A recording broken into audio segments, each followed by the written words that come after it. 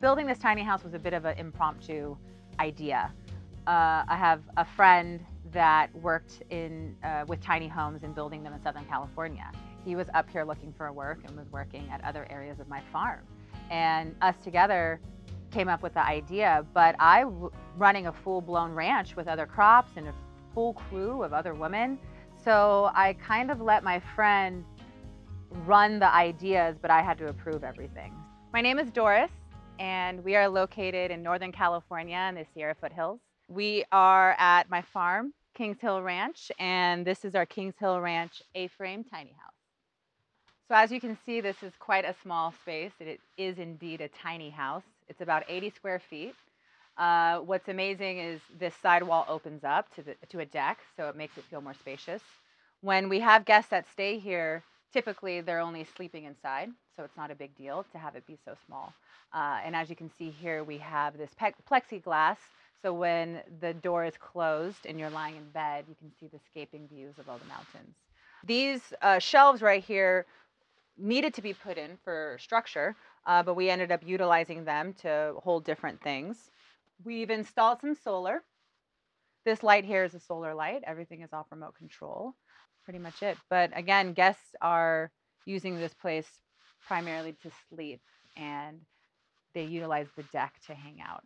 What happened with this idea was we found the plans online. It cost $70 for the plans to build the A-frame house, and the cost of materials listed on those plans was $1,200. So of course, when I heard that, I said, that sounds amazing, $1,200 for materials. And of course, that didn't include, we have an outdoor water feature. We have an outdoor bathtub with shower. We also have an outhouse with composting toilets.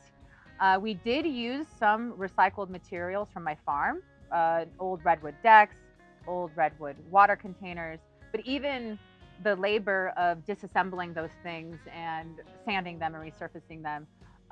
In the end, everything cost me about $12,000. Now that's including bedding, water heater, propane. I mean, everything you see here ended up being $12,000.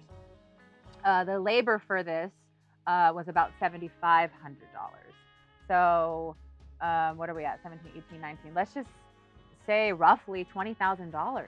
So we rent this house out to help supplement income here on the farm. And we let our patrons know this is almost like a glorified camping, glamping, as they call it.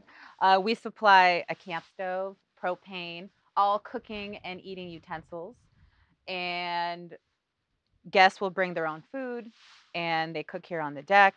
They sit here on the lovely beanbag chairs, or they can relax on the hammock and enjoy the escaping views. This is family property my mother purchased in the mid-90s with the intention of making it a Christian retreat center.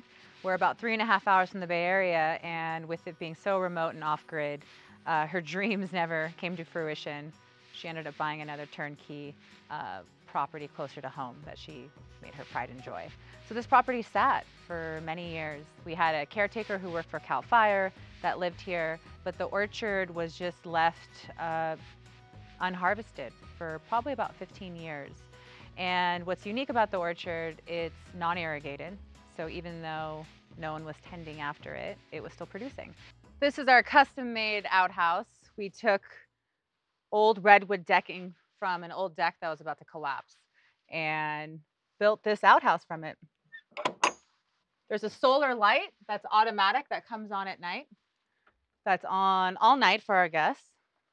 So we have our guests, every time they do number 2, I ask them to do a light coating of the bokashi on the feces before they put the paper in.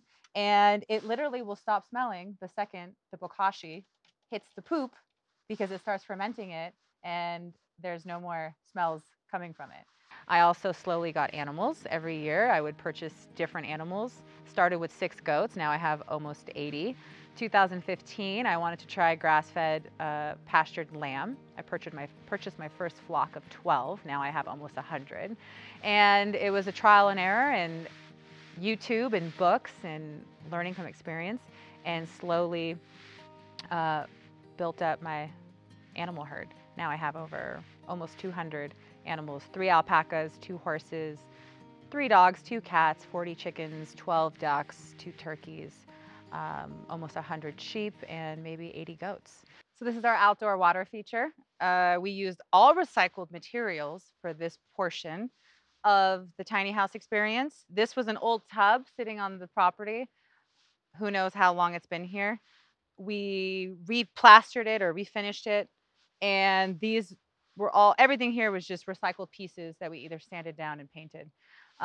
This, of course, is new, all the hardware. We did copper shower head and piping, and we kind of went for the industrial look. But this was probably one of the most important or most appealing things for our guests.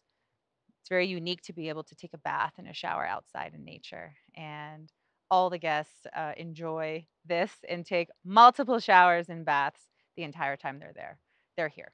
So we're happy to have this to offer. This is our outdoor sink.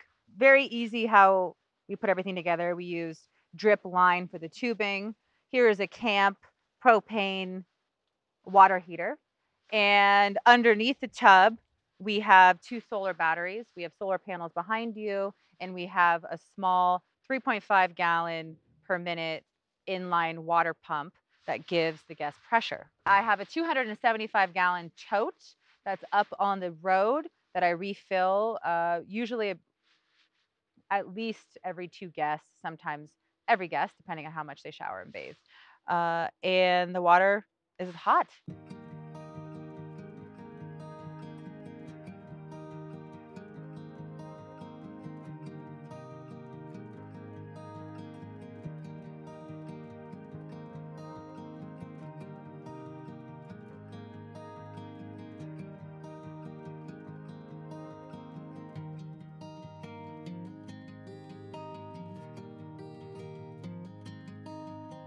The new plan up here is how can I create an income and a revenue stream from doing something that I love, which is living here off the land. We have a total of 300 acres here on the main ranch and another property a couple miles from here. That's about 80 acres.